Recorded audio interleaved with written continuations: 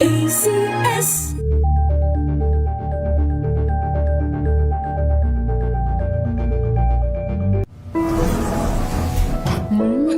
Amoy forever. Amoy LQ. Amoy New Cala Berry Blooms. Amoy Cala, amoy good vibes.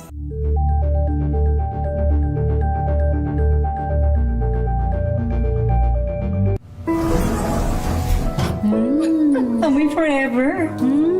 Amoy LQ. Amoy New Cala Berry Blooms. Amoy Cala, amoy good vibes.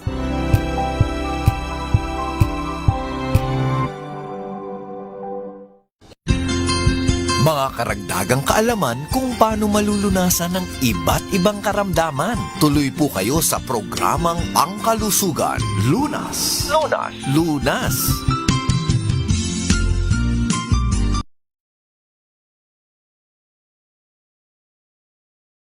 Magandang gabi Luzon, Visayas at Mindanao. Ito po ang ating talakayan tungkol sa kalusugan. Kasama po ninyo, Cheska San Diego Bobadili at kapartner po natin si Dr. Edwin Bien. Doc, good evening po. Hi, good evening sa iyo, Chess. At ngayong gabi, ang pag-uusapan natin ay mga problemang kababaihan pero pwede na ring makinig yung mga lalaki dyan na usyusero. Ang title, Doc, ng ating pag-uusapan ay vaginal bleeding, Doc. That's right. Mga babaeng dinurugo. Ayan, para maunawaan po ninyong mas mabuti. Okay. Hindi ba, Doc, normal naman na ang babae ay monthly dinurugo? Parang ganun, Doc. That is true. Kapag sumapit na yung edad na teens o puberty, ang tawag sa mga doktor dyan, menarche. That means nagmamature na ang ovaryo ng babae, kaya nagkakaroon na siya ng pagdurugo regularly sana. Pero kapag umpisa pa lang kasi ang babae, no, yung ibang babae, after 3 months, bago uli sila magkakamens, kumbaga hindi pa buwanan, Yung iba, Doc, normal pa. maaga yung iba nagkakaroon, yung iba medyo late na po. Oo, yung iba nga, 10 or 11, nagkakamens na. Yung iba naman, 15 anyos na, spotting pa lang. So, magkakaiba din ang reason for that. Pero kung halimbawa, medyo matagal na talaga, nasa mga 16 ka na, and then wala ka pang menses, dapat nagpapatingin ka na sa doktor. O kaya, kapag ikaw ay teenager na, halimbawa, nasa 18 ka na, pero ang mens mo, sumosobra-sobra. Yung halos hindi ka na makagulapay sa lakas. O kaya naman ay sa tagal, inabot ka na ng 2 linggo. Then, yung condition na yan ay menorrhagia, dapat magpapatingin ka na rin. Yan ang ating talakayan. Mga babaeng dinurugo. Yan ba, Doc, ay ang scope ba niyan ay teenager hanggang adult, Doc? Oo, teenager to adult. Siguro sabihin natin from 18 hanggang sa reproductive age. Di mga 35 to 40 years old. May mga babae na ang mens nila, halimbawa, regular, pero magulat na lang sila sa kalagitnaan ng mens nila, menstrual period, bigla meron silang pasulput-sulput na pagdurugo, 2 araw o 3 araw. Ang tawag naman doon, menorrhagia. Kanina nung malakas, menorrhagia. Kapag halimbawang sa pagitan ng mens, ang tawag doon, metrorrhagia. Kapag ang inyong boyfriend ay mas marami pang face powder sa inyo, ang tawag naman dyan, metrosexual. Naisingit ka ni Dr. Bien. baka lang kasi malito kayo sa mga term. Pero itong Baka malito Oo. Ano ba ibig sabihin daw ng metrosexual? Naku, hindi ko alam, Dok, kasi parang ano yan parang mabang discussion at medyo komplikadong discussion yata yung metrosexual. Yung metrosexual, isang metro na lang. Pero katunog lang po nung dinig. Katunog lang ng discussion natin. Metrorrhagia. 18 and above, so ibig sabihin 18 and below na may menstruation, understandable kung medyo, sabi nga nila, pumapalya-palya pa. Oo, kasi hindi pa mature ang ovaryo, hindi pa mature ang matris, o kaya yung hormones niya na nagre-regulate ng menstruation, yung tinatawag sa utak o pituitary natin na FSH o follicle stimulating hormones, hindi pa rin mature. Alam niyo po yung mga nagme-men sa inyo, lalong-lalo na sa probinsya, ang tawag kasi nila rito, maruming dugo. Well, hindi po kasi ito maruming dugo. Ito ay parte ng lining ng matres. Inilalabas lang sapagkat hindi natupad yung normal cycle, which is yung pagkakaroon ng implantation ng magiging baby. Yon. Pero kung halimbawa, wala naman po kayong contact sa isang lalaki, at nagme-mens kayo, that is part of your cycle na normal. So yung iba, Doc, kumbaga kung normal menstruation, siguro kami mga kababaihan na observe namin, to minimum of 2 pads per day hanggang siguro mga 4, parang maximum na yun, Doc? Oh, normal yan. Mga 2 to 5 pads, normal pa yan. Normal pa rin yung menses na halimbawa, sabi ng iba, Dok, bakit ako ang mens ko every 20 days? Yung iba naman sasabihin, ako Dok, ang mens ko every 40 days. Ganyan din po. Normal cycle nyo yan. Ibig sabihin, nag-a-adjust pa siguro yung hormones ninyo. Ang average, pero hindi lahat. Ang average na menstrual cycle po kasi, 28 days, yung iba hanggang 32 days. Yan ang average menstrual cycle. Yung standard din o average at normal, sa mga unang araw, mahina pa po yung patak ng menstruation. Sa kalagitnaan, 3rd day, 4th day, dyan yung medyo malakas. Tapos hihina na rin eventually, Doc. Yes. Pero alam mo, naalala ko nung high school ako, may mga kaklase ako, bigla na lang babae bubulagta. Nakaupo siya sa silya, tapos mahihimatay, tapos babagsak na lang siya sa silya, tapos mapupunan ng teacher na tagusan siya. Yung pala, may mens siya, and then nagsasuffer siya ng condition na dysmenorrhea. May mga ganung babae. At itong mga babaeng ito na pwedeng nagdidysmenorrhea ng madalas, sila rin yung pwedeng, habang tumatanda sila, magkakaroon ng problema sa vaginal bleeding. May ganyan akong experience before, Doc. Pero hindi ako yung every month. Meron talaga kasi mga babae na every month ang atake ng dysmenorrhea. Pero naranasan ko yan, Doc, yung Talaga? matay ka. Oo. Oh, ikaw mismo, naranasan mo? Ako mismo, Doc. Anong pakiramdam mo? Yung parang nanghina ka, ganun? Nanghina ka, buti na lang nung isang natatandaan ko talaga, buti kasama ko yung mother ko. Nasa labas pa kami, Doc, parang sa tapat yata ng isang bakery. Bumibili kami ng tinapay. Tapos biglang sabi ko, nahihilo ako. Pag sabi ko nang nahihilo ako, yun na. Gumising ako, pinapaypayan na ako nung tindera at saka yung Nahimatay ka. Nahimatay ako. Mga ilang taon ka nun? Siguro mga 16, Doc. Oh, nagdi-dysmenorrhea ka pala before. Okay, hormonal yan. That is a hormonal imbalance, which could be one of the reason dito sa tinatawag nating vaginal bleeding. Mm-hmm. So yung hormones na yan, Doc, di ba normal naman na may hormones tayo, lalo na yung mga babae during the monthly period. Pero yun, sumusobra yung release ng hormones. Kasi yung hormone ng babae, estrogen at saka progesterone. Siyempre, sa edad mo na 16, ang mas mataas pa dyan yung estrogen level mo. Kasi pine-prepare yung katawan mo for reproduction in the future. Kaya lang yung iba sobrang taas nga nung kanyang hormones.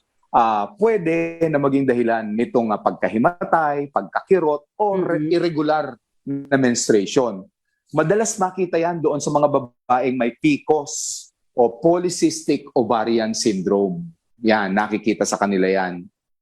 Ang picture niyan, yung ovaryo ng babae, bukol-bukol. Pag pina-ultrasound niya, parang kumbaga sa itsura, mukhang marang. Parang gano'n ang ovaryo ng babae na may PCOS. Now, yung maliliit na cyst na yon can produce their own estrogens, which, ayan, nagkukos ng problema. Pero hindi lang yan, Chess. Marami pang iba na pwedeng maging dahilan ng vaginal bleeding. Kung pupunta na tayo sa adult, hindi na sa teenager. Pero Dok, bago natin puntahan yung adult, kasi hereditary ba yan? Dahil yung mother ko nagkikwento before, parang siya yata yung matindi kapag dysmenorrhea, parang nung dalaga daw siya, during the time na meron siya, parang kung 3 days man yan or 5 days, hindi siya umaalis ng higaan, Dok, kasi sobrang sakit ng nararamdaman niya, sobrang nanghihina siya, at yun nga, nahihilo, Dok. Oo. Pwedeng namamana kasi, no? Kasi siyempre, yung hormones mo is 50% Parehas. may relasyon doon sa nanay mo. May nakita rin akong babae na hindi nga nagme-mens, no? Noong pina-ultrasound namin, ano na siya, 16 na rin. Hindi, magdi-18 na nga eh. Yung matris niya, napakaliit. Sinlaki lang ng hinlalaki ng paa, big toe ng isang lalaki. Ang tawag naman doon, infantile uterus. Dapat gaano ba kalaki, Dok? Yung matris ng babae, Yes, parang Dok. chiko. Yung malaki-laking chiko. Okay. Oo, yung malaki-laking chiko. So parang yung kanya 1/3 lang or kalahati lang. Oo, infantile uterus nga. So, Mhm. pwedeng yan mag-cause din ng maraming problema like dysmenorrhea o kaya abnormal bleeding. And later on, mahirap din siyang magbuntis kasi paano mo i-carry yung bata kung ganyang maliit nga yung matris niya. So, ayan, payo natin doon sa mga nanay.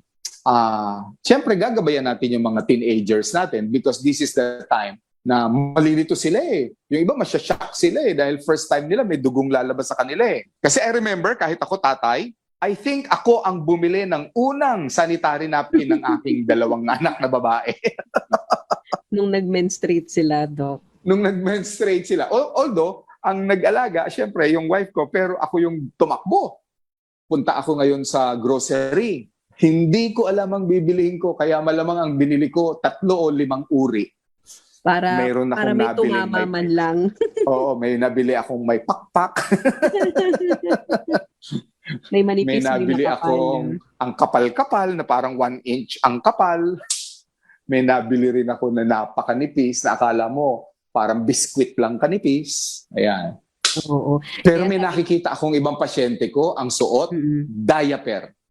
Ayun na nga, yun ang pag-usapan natin sa ating pagbabalik kasi sabi nga ni Doc nung nag-umpisa yung discussion natin, imbitadong makinig kahit mga kalalakihan na gusto makiusi. Pero mas maganda po alam nyo at naiintindihan nyo kung meron kayong kapatid na babae, di ba? Meron kayo isa asawa po ninyo at alam nyo, pag as basic as pinabili kayo ng napkin, alam nyo kung bakit iba-iba yung variations ng sanitary napkins na yan na available po sa market. Babalikan po natin ang ating talakayan kasama natin si Dr. Edwin Bian. Doc, ano po yung ating hotline number?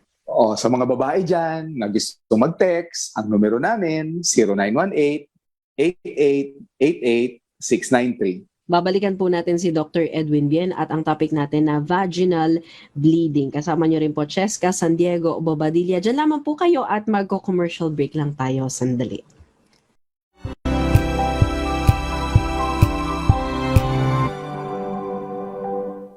Maulan man, no worries na amoy kulog ang damit. Charm Fabcon, bangong kumakabloom, tanggal amoy kulog sa bango ng charm. Kaya gamit ko, Charm Fabcon with Bloom Fresh technology. Kills 99.9% of kulob-causing bacteria. May aroma burst pa of thousands of flowers and berries. Ang sampay sa loob, no amoy kulob. Bangong kumakabloom sa charm. Charm Fabcon. ACS.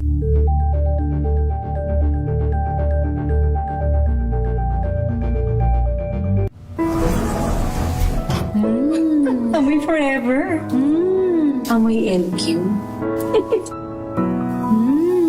Amoy New Caleb Berry Blooms. Amoy kalat, amoy good vibes.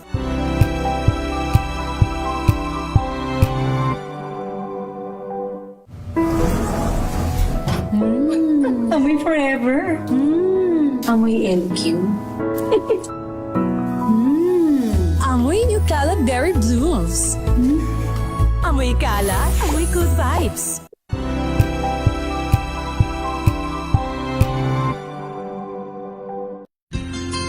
Ang Ang dami-dami talagang mga sakit ngayon. Kaya para malaman kung paano ito maiiwasan at malulunasan, tayo na't makinig sa ating programang Lunas.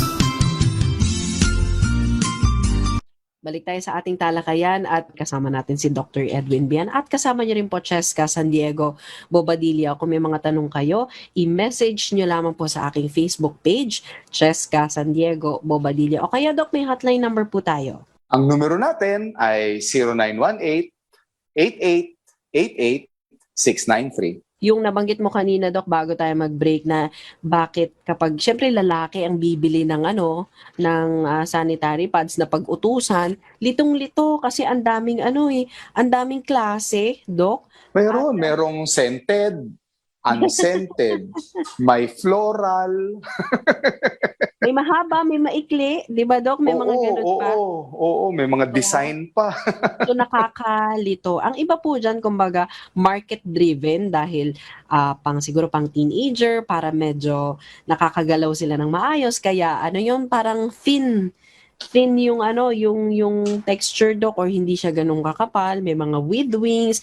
Pero basically, Doc, ano lang naman yan kung light flow, heavy, may mga ganun. At yung iba, may tinatawag na night pad.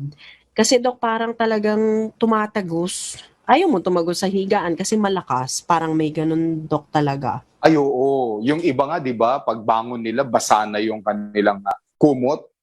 Oo, kawawa rin naman. May mga periods o may mga months na malakas talaga, merong mahina. Yun ay normal lang. Normal yon. Particular yung malakas doon sa second, third day. Pag fourth and fifth day, syempre papahina na yon. Yung paghina na yan, Doc, ay eventually titigil yan.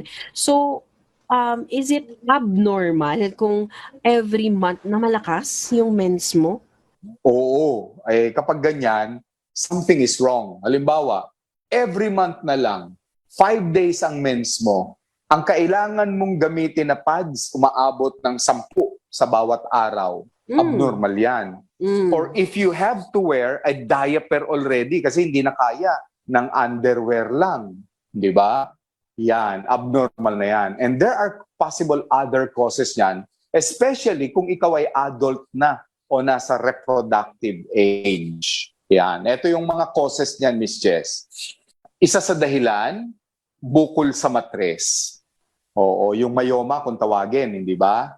Pero hindi lang mayoma ang bukol sa matres Maraming klase pang bukol, gaya ng endometrioma. Yung mayoma po kasi ay isang benign tumor, pero dahil tumutubo siya doon sa loob ng matres, pwedeng tumubo sa muscle mismo ng matres, pwedeng tumubo siya doon sa pinakaloob ng matres na tirahan sana ng bata, pwedeng ibang tumutubo parang doon sa outer surface ng matres. That can cause abnormal heavy flow at may kasamang kirot. Pwera pa yun, Doc, sa diniscuss mo kanina during yung unang part natin na polycystic ovarian syndrome o PCOS. Kasi, Doc, natatandaan ko, nung ako'y single, simula ata bago ako mag-18 years old, yan na yung naging problem ko, Doc. Every time na ako'y nagpapa-check up kasi irregular ang menstruation, lagi na lang sinasabi ng doktor sa akin na may PCOS ka. Tapos sa Really? yes, Doc, sa susunod na ultrasound, sabi niya, PCOS ka pa rin. So parang nasanay Really? na ako na, okay, PCOS na naman ang problema ko. Oo. Alam mo, you're one of the lucky few. Kasi normally, ang babaeng may PCOS, from the term itself, may hormonal imbalance na nagiging resulta. And dahil sa hormonal imbalance na yon, mahirap siyang magbuntis. Sabi nga Kaya nila, yung iba 7 taon na, hindi pa nagbubuntis. well, sabi ng OB, PCOS pa din ako, pero umayos yung cycle ko. Every month talaga meron, regular ako, Doc. Nag-normalize. Oo, Kasi gano'n naman. Meron, Doc. Well, ang may term ako dyan the ultimate treatment for dysmenorrhea is buntisation. Buntisation. Okay. Sabihin nila, is that a therapy? Kasi yun Yes. yun yung natural purpose ng iyong matres, Doc. That's right. That is the God-given purpose of that uterus And that is to birth children para maging anghel ng inyong pagsasamahang mag-asawa. Yan. So, marami Kaya po. lang yung iba, dahil sa chosen career nila, hindi sila nag-aasawa. Yung iba naman, bakit nga ba yung mga teacher ayaw nagsisipag-asawa? Ang dami-dami ko tuloy pasyenteng teacher may mayoma. Ganun. Baka, Dok, alam mo, iba Busy. kasi ang dedication ng mga guro sa mga, kumbaga parang ang dami na nilang anak parang hindi na siguro, Excited? hindi naman siguro, Dok, at saka ang oras ng mga guro, grabe din naman. Siksik na siksik ang kanilang schedule, Dok. Ay, oo. Biruin mo kung, lalo na kung tulad ko, nag-aral ako ng elementary public. Ang isang teacher, noong araw, may specialty ang teacher kung math ka lang. Pag public, hindi. Hawak mo yung math, hawak mo yung English, tsaka social studies. Di ba? Lahat. Mm-mm. Oo. Tapos nung araw, pag ang hawak mo, grade 3 lang, grade 3. Ngayon, hindi. Hawak mo, grade 3, grade 4, grade 5. Ganun na eh. Kaya, ayaw na nilang magbuntis o mag-asawa. Ano sila, occupied palagi yung kanilang schedule at yung kanilang focus siguro, Dok, no? Oo nga. O yan, nabanggit na natin ha. Bukol sa matres, sa mga teacher, nakikita ko yan. O paumanhin na, wala po akong offense meant for the teachers there ha. Kasi may mga teacher naman yan, kompleto pamilya. Mga madre, nagkakaroon din yan. Oo. Yun, oo. Chosen field nila yan, okay. Ganun lang. Yung iba, nagkakabukol, hindi sa matres, eto matindi ang pagdurugo nito. Sa kwelyo, sa cervix. Iba pa yon, Dok. Iba pa. Kasi may mga bukol sa cervix na nagiging dahilan para ang pagdurugo tuloy-tuloy. At saka iba ang dugo niya, malansa. Minsan ang kulay iba rin. Kulay dilaw, imbis na kulay pula. Kulay dilaw? Yan sa cervix. Oo. Akala mo, ang mens niya parang how would I describe it? Mantika. Pero pag inamoy mo malansa, parang pinaghugasan talaga ng ulo ng isda.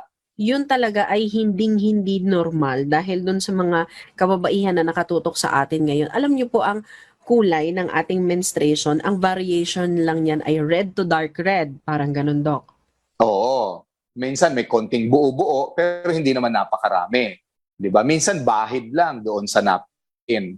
Pero kapag halimbawang nakita ko yung napkin, talagang parang may kulay dilaw siya, para bang akala mo yung mustard na nilagyan ng tubig. Ganon. Parang may mantikilya, parang ganun, Dok. Oo, parang mantikilya, naglalangis pa. Tapos, iba yung amoy niya, talagang parang yung pag pinaghugasan talaga ng isda. Something is wrong in the cervix area. Kadalasan may tumutubong bukol doon. Pero Dok, purely yellow or meron ding dugo talaga? Mixed. May mauuna yung yellow, tapos susunod yung dugo, ganun. Tapos maraming dugo, na yung dugo na lumalabas sa kanya, akala mo yung tinitinda na sa kalye na Betamax. Yung binabarbecue, o buo-buo na talaga. Oo. Yung iba nga, nahihimatay na sa dami ng dumudugo sa kanila. And then with pain, namumutla, may pain dito sa pantog nila. Ayan. Yung labi nila, akala mo sinausaw sa suka. Marami tayong nakikita. Kaya kawawa rin ng mga babae, ang dami pala ninyo pinagsasakripisyohan, ano? Madami kaming pinagdadaanan at isa dyan yung pinagdadaanan namin buwan-buwan na menstruation. Oo. Kaya dapat maunawaan ng mga kalalakihan. Kami, isang pukpok lang. Done. All done. Tapos na. Kaya be more patient kung ang inyong asawa, kapatid, partner, girlfriend, moody o may mood swings every month. Nakaschedule po yan. I-inform na lang namin kayo kung kailan ang cycle para hindi po kayo nagugulat. Kasi alam naman namin kung kailan ang dating yan eh. Itutuloy natin ang ating talakayan kasama si Dr. Edwin Bian. Kahit mga babae ang ating topic, yung mga kalalakihan, welcome na mag-join sa ating discussion para nauunawaan po ninyo yung nangyayari sa aming mga katawan, sa katawan ng inyong asawa, partner, girlfriend, or mahal sa buhay na kababaihan. Babalikan natin si Dr. Edwin Bian matapos lamang po ang ilang paalala.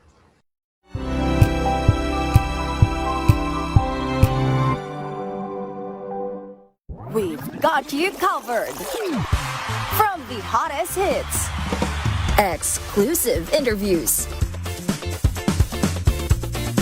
to the bones fan meet experience. And hataw performances of your favorite stars. Saturdays, 12 noon, dito lang sa DZRH TV.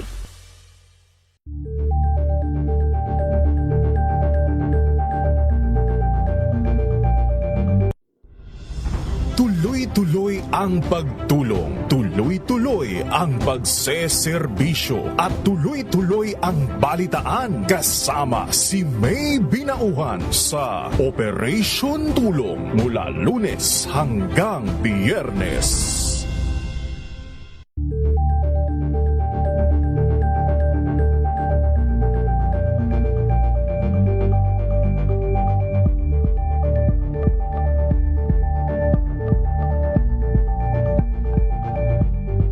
Maagang balitaan, maagang usapan sa mga issue at balita kasama si Kuya Angelo Palmones sa Magandang Umaga Pilipinas mula Lunes hanggang Biyernes.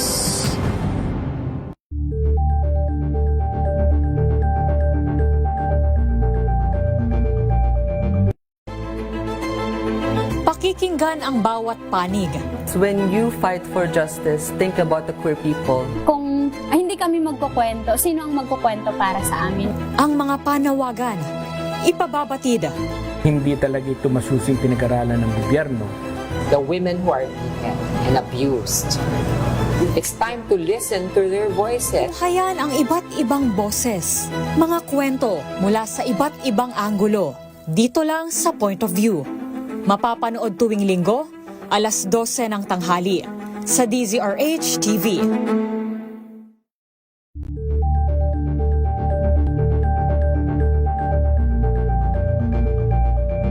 Alamin ang mga maiinit na isyung pambayan, mga balitang kailangan mong malaman, usapin sa pamahalaan, politika, ekonomiya at kabuhayan. Ito ang mga dapat mong malaman, pakialaman at pag-uusapan dahil kayo ang tinig ng mamamayan dito sa Damdaming Bayan.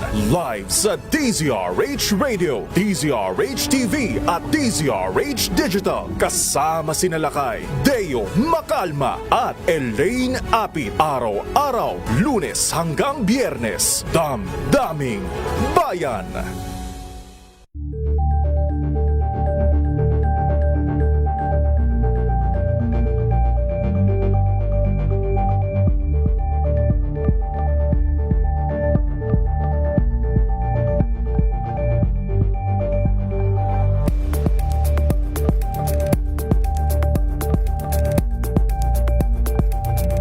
Curious ka ba sa maraming bagay? Kami na ang bahala dyan. Aalamin, tutuklasin at bibigyang linaw namin ang mga katanungang bumabagabag sa inyong isipan. Sa programa kung saan ang bawat sagot ay galing lamang sa mga eksperto. Ang Expert's Opinion, tuwing linggo alas 3 ng hapon, dito lang sa DZRH TV.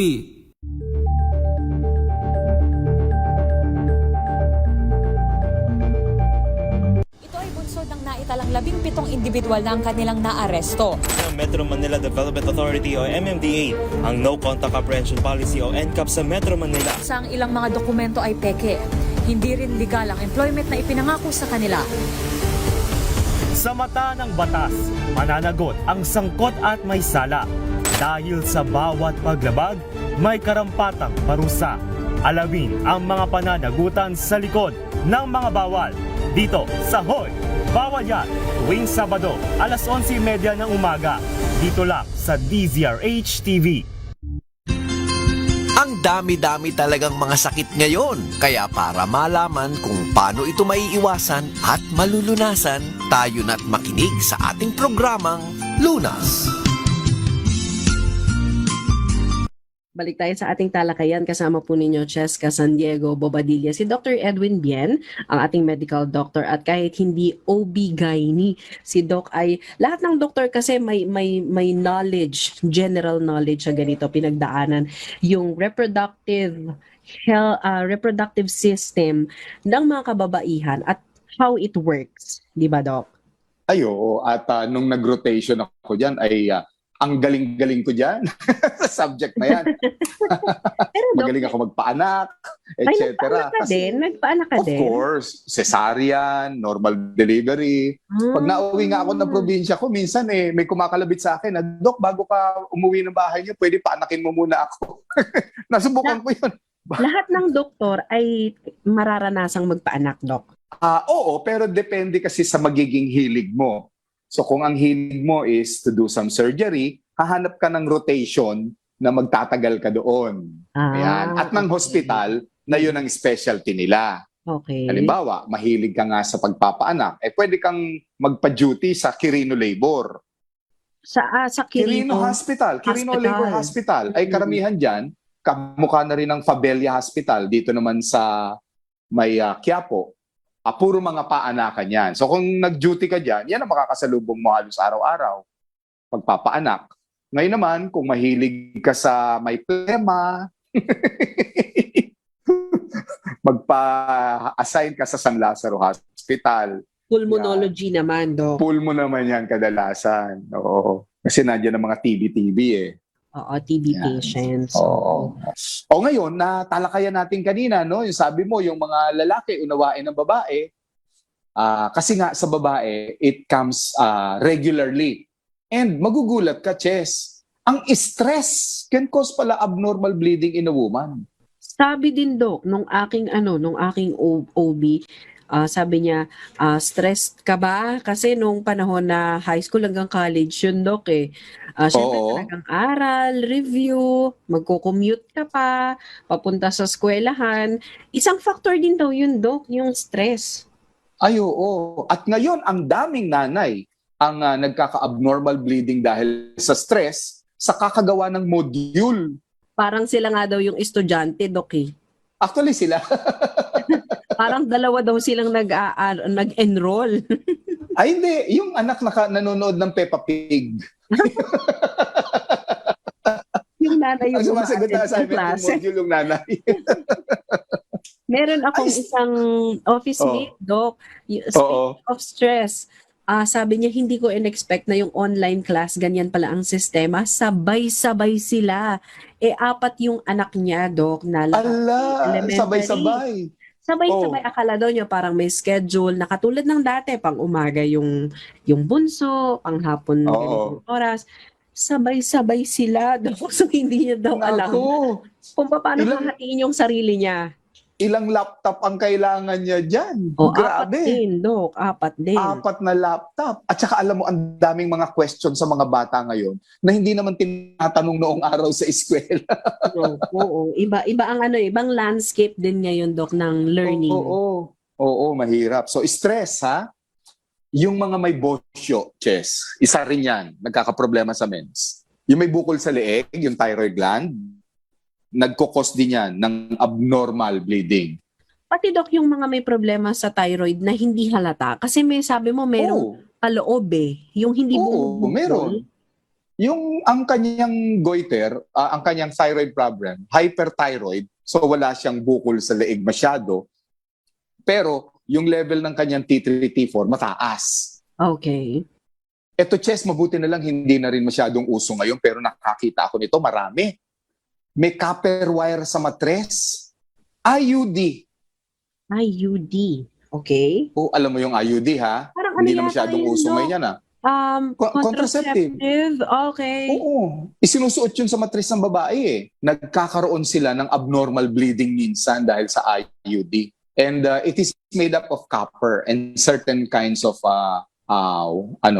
metals or chemicals that causes irritation sa loob ng matres ng babae. Baka Doc, yung material ba ay hindi biocompatible? May ganun silang term Pwede. Baka nagiging foreign body sa matres niya. So, nai-irritate. Yan, dinudugo siya. Pwede. Yan. And that can also cause infection sa babae na magkukos ng bleeding. Okay. Yan. Infection sa babae, ang tawag dyan kapag nasa puwerta, vaginitis. Malalaman mo ang vaginitis sa babae kasi parang hindi siya mapaupo ng maganda. Yung pag sumasayad yung puwet niyang dalawa doon sa upuan, parang hindi siya komportable. So, ang upo niya kalahating puwet lang.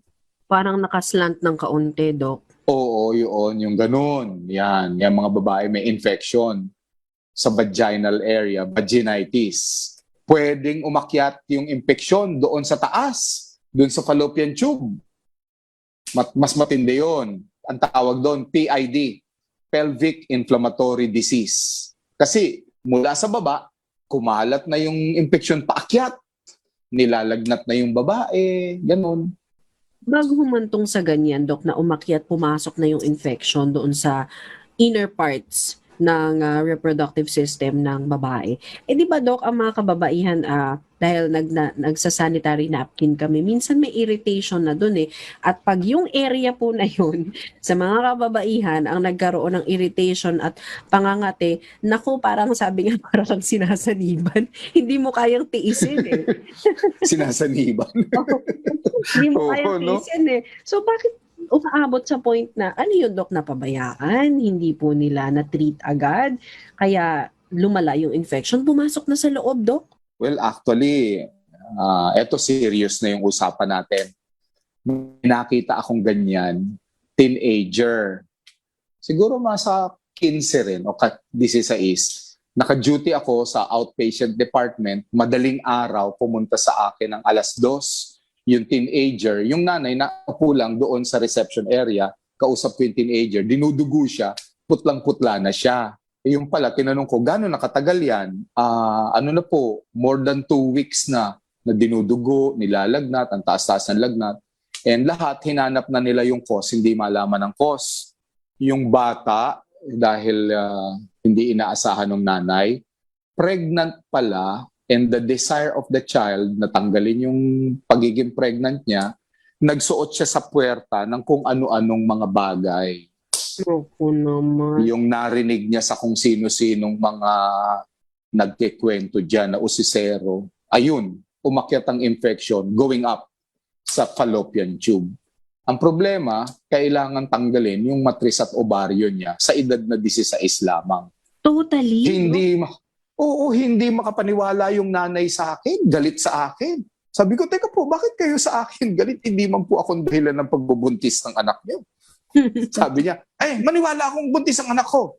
Eto po, sa ultrasound, kita. Ay, naku. Gera patani. But we had to do it and remove the uterus and the fallopian tube doon sa child. So, my point here is, mga teenager, huwag kayong experimental. Baka mamaya may naririnig kayong kung ano-ano dyan na sabi sa inyo, pwede naman ito, gamitin ito, kung gusto nyong maalis ang baby nyo. Don't ever do that because that can cause PID or pelvic inflammatory disease na maaaring kailangan ng operasyon na. At kung may mga tanong at yung kumbaga gusto ninyong i-explore about sexuality, about yung reproductive system nyo, reproductive capacity ninyo, yung mga ganyang age, marami pa kayong dapat malaman. So, magtanong sa mga taong pinagkakatiwalaan nyo, sana yung mga parents ninyo ay ganun kayo ka-open sa kanila kasi walang ibang di ba, aalalay sa inyo pag ganyan yung sitwasyon, di ba, na nangyari kundi yung parents ninyo. Oo, yung nanay nyo lalo na. Ngayon, kung hindi ninyo kasing open ang nanay nyo, sa school may guidance counselor, hindi ba? O to a teacher na mukhang sympathetic sa'yo, pero wag na wag sa inyong mga kaklase na kaidaran nyo rin naman at hindi naman tama rin yung payo nila sa inyo. Oo. Naku, yung ganun palang hindi natin sasabihin simpleng sitwasyon o simpleng pinagdadaanan. Pero ganun yung kapalit, Doc, no? Na never ka nang magkakaroon ng chance na magkaroon ng sarili mong anak or pamilya. Oo. And that is very hard. Not only for the parents, but also for the child. Kasi 16 ka, wala kang alam, hindi ba? Mga bugso lang ng damdamin na wala sa panahon. So, mag-iingat po lagi, ha? Pero payo rin sa mga parents, huwag po kayong pabaya sa anak na puro na lang Facebook kayo dyan. Babantayan po ninyo anak ninyo. Gagabayan po ninyo. Oo, tsaka ngayon nasa panahon na tayo na mas flexible ang mga ganyan na pakikipag-usap sa mga anak. Sabi nga nung isang fina-follow ko sa Facebook, Dok, na isang nanay, sabi niya, yung mga topics na uncomfortable para sa magulang, iset niyo yung mind niyo na kailangan pag-usapan pa rin yan kahit uncomfortable kasi nung pinapalaki nyo naman sila, dumidede nga sa inyo, hindi nga kayo komportable, di ba? Pag nagka-cramps ngayon, tiyan nyo nung buntis kayo, hindi naman kayo komportable. So ngayon na, teenager na sila, kung may topics na hindi komportable, kayanin po ninyo. Sabi niya gano'n, Doc. Oo, kasi syempre, ikaw na magulang, ikaw ang mag-care about that, di ba? Mas so, maganda. bigla naging serious ang usapan natin. Nagulat bigla yung nakikinig sa atin kanina. May biro, pero ngayon naging serious. Oo. Kasi serious naman talaga pala ang trade-off, Doc, no? Oo, that is part. Oh, that is part of the life. Lalong-lalo na kung ang anak po ninyo ay babae, that is part ng process sa kanya. Okay. Tapos meron pa akong nakita rin. Babae, teenager, mataba. Dahil tinutokso sa eskwela, nag-anorexia. Yung ayaw na niyang kumain, isinusukan na niya lahat. Mula nung mataba siya, biglang ang payat-payat niya, ang kanyang manifestation, menstruation na sobra. Sudden weight loss. Sudden weight loss can also cause abnormal hormone production leading to, ganyan, abnormal menstruation. Sige, pag-uusapan nga natin sa ating pagbabalik kasi yung iba naman daw para mag-normalize yung kanilang menstruation, sabi ng OB nila, magpapayat ka. Yan naman ang advice sa kanila. Pag-usapan nga po natin yan sa ating pagbabalik. Kasama natin si Dr. Edwin Viet at katuwang din natin sa discussion ang MX3.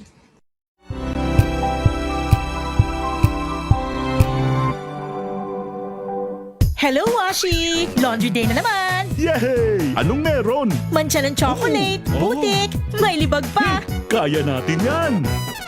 With Pride Washing Machine Detergent, may triple stain-away formula. Tanggal ang makapit, madikit, at malupit na dumit mancha. Kaya easy-easy ang labada. Mula noon hanggang ngayon! All you need is pride. All you need is pride. ACS. May nagbago. May arte. May budget. Akala nyo lang yon. So solid. White rose papaya. Wow. White rose. White rose papaya. Wow. White rose. White rose papaya. May glow up with a white rose papaya. White Rose Papaya. May puti power times 2 kasi may papaya at niacinamide. May shea butter and tea tree oil pa. Kutis sulit ang glow up. Glow up with a white rose papaya. White Rose Papaya. Kutis sulit ang glow up. ACS. Wow, ang saya. Isang barangay na labada, puro mancha pa. Goodbye, pahinga. Mommy, isang laba lang yan sa Pride Bar Blue.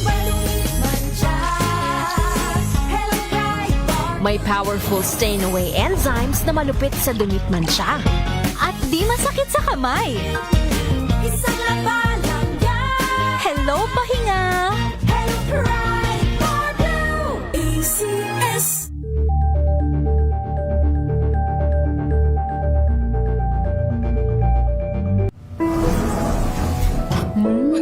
Amoy forever.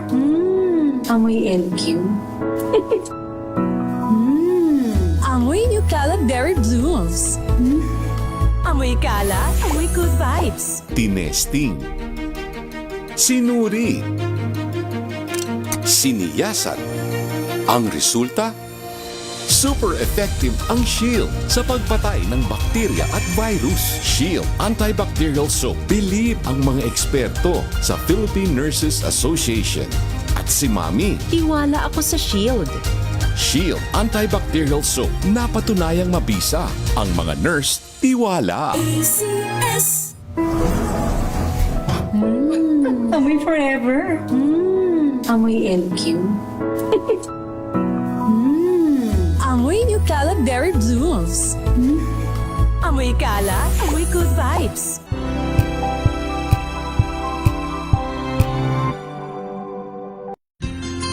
Ang dami-dami talagang mga sakit ngayon. Kaya para malaman kung paano ito maiiwasan at malulunasan, tayo na't makinig sa ating programang Lunas.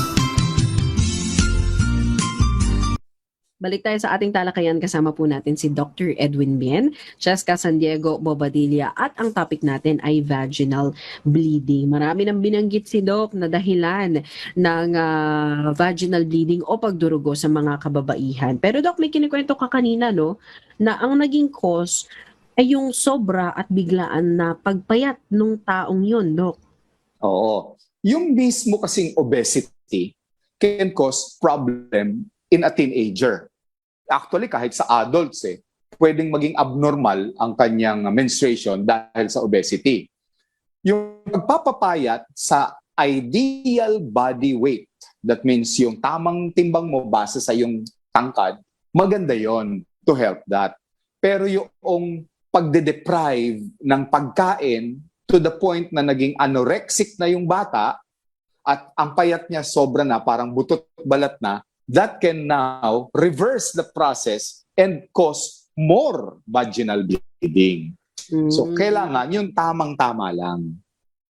Yung ibang OB na ang pasyente nila ay may PCOS o polycystic ovarian syndrome, ang suggestion naman nila ay mag-lose weight sila, Doc. That's true. That is true. Kasi ang tendency ng PCOS, dahil nga yung kanyang estrogen mataas, pati na yung androgen, yung male hormone niya mataas, so lumalaki siya. So yung pagpapapayat, nagno-normalize tuloy yung kanyang hormones.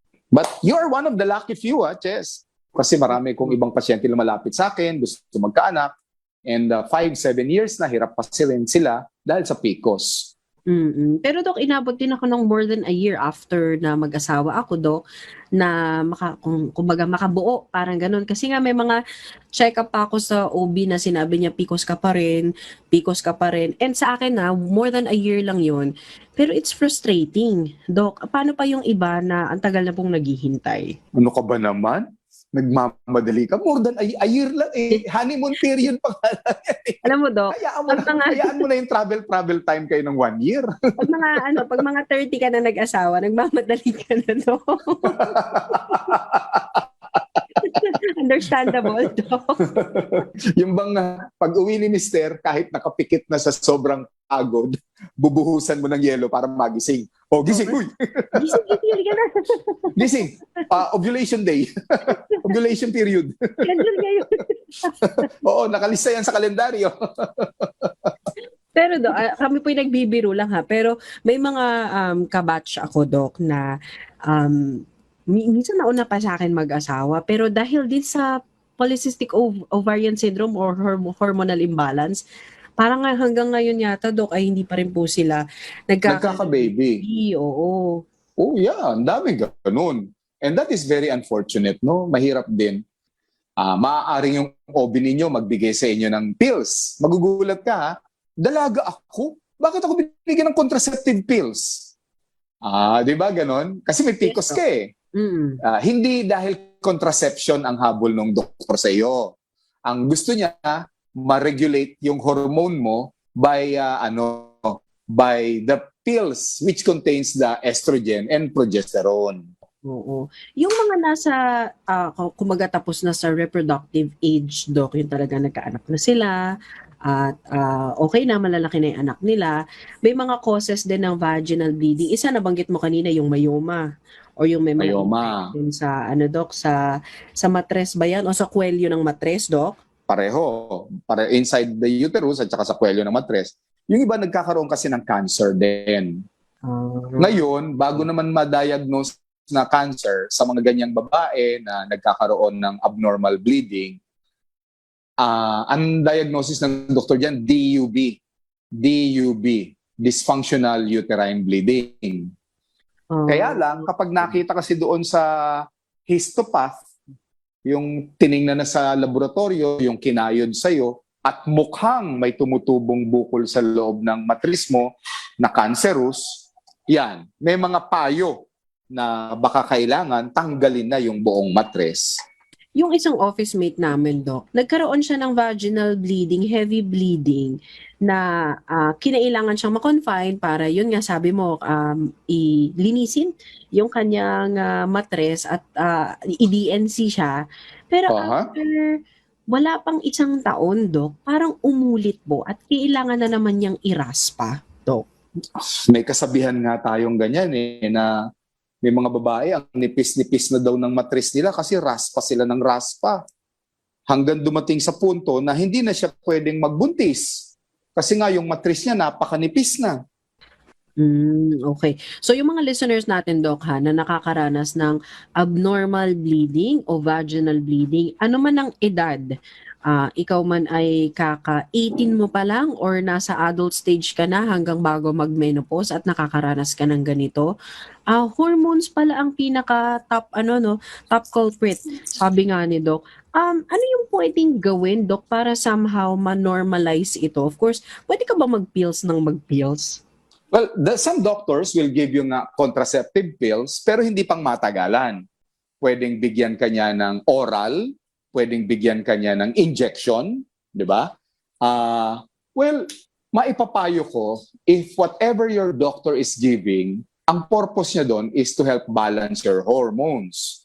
Pero, as a doctor naman who practices natural medicine, malaking tulong naman yung nagdadagdag ka ng suplemento para yung ovaryo mo at yung matris mo ay healthy. Doon papasok yung pag-inom ng MX3.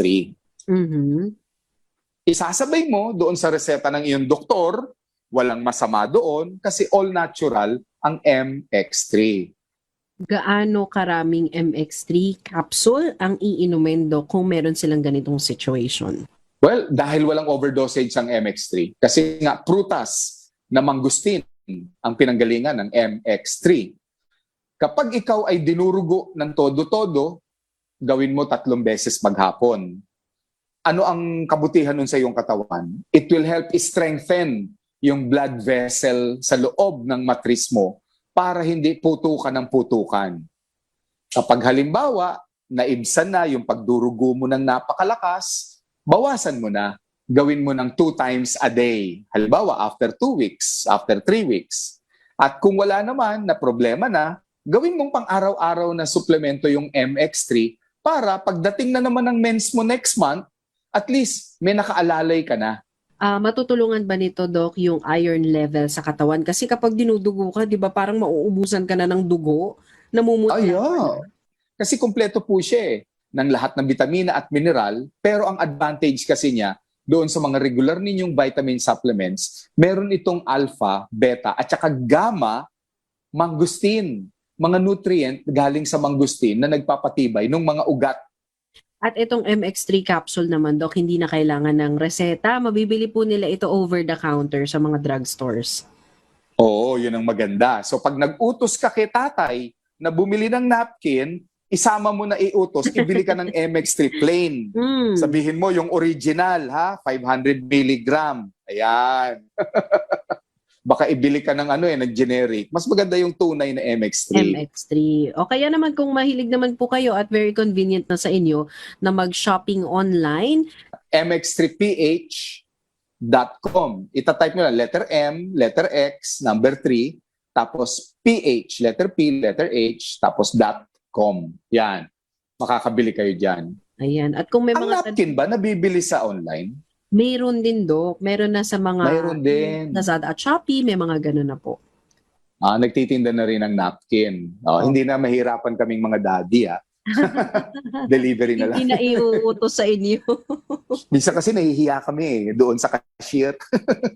Sasabay. Oo. Pero yan nga po, very convenient. Online, maaari kayong bumili sa website ng MX3. Pwede rin sa mga legitimate drugstores. Nationwide po yan. At kung may mga tanong, Doc, saan sila pwedeng mag-text? Well, kapag ang tanong po ninyo ay tungkol sa produktong MX3, paano makatutulong ito sa inyo, wala kayong aalalahanin dahil all natural po ito kaya pwede sa lahat. Pero mag-text kayo sa 0918-8888-693.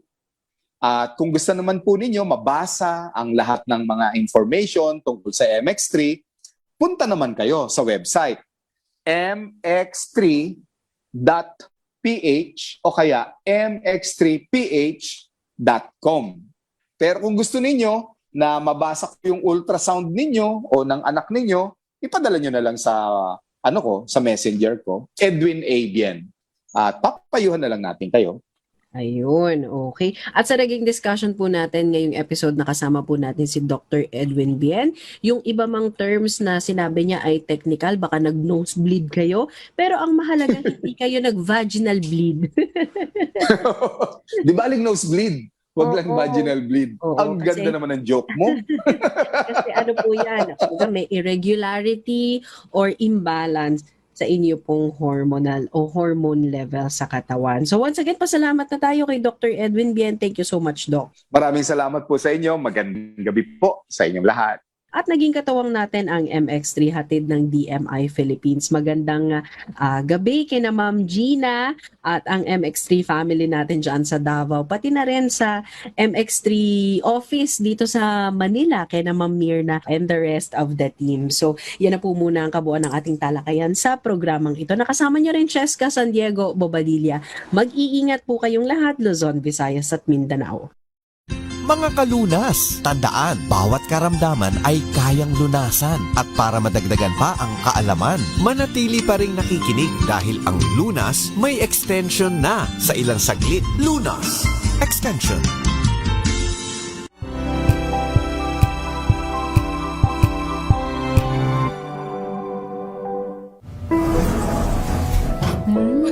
Amoy forever.